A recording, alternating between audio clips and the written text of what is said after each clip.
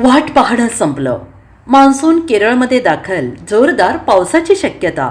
गेल्या अनेक दिवसांपासून मान्सून कधी एकदा भारतात दाखल होईल असं विचारलं जात होतं. विशेष म्हणजे यावर्षी मान्सून वेळेआधीच येईल असा अंदाज व्यक्त करण्यात आला होता, परंतु तो यंदा उशिराने केरळमध्ये दाखल झाला आहे. भारतीय हवामान विभागाच्या माहितीनुसार आता केरळमध्ये मान्सून दाखल झालेला आहे.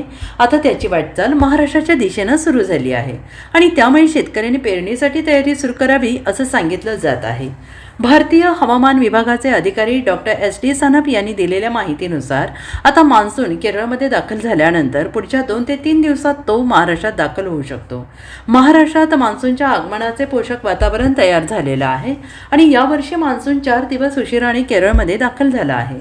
पुढील 2 ते 3 दिवसात महाराष्ट्रातील कोकण, गोवा या भागात मान्सून येईल असे SD सानप यांनी सांगितलं आहे. दरम्यान आता मान्सून आल्यानं घरांची डागडुजी करावी, शेतकऱ्यांसाठी पेरणीसाठी बियाणांची, खतांची तजवीज करावी असे सांगण्यात आलेलं आहे. तसेच शहरी भागात नालेसफाई आणि इतर महत्त्वाची कामे लवकरच उरकून घ्यावीत असंही आवाहन करण्यात आलेलं आहे.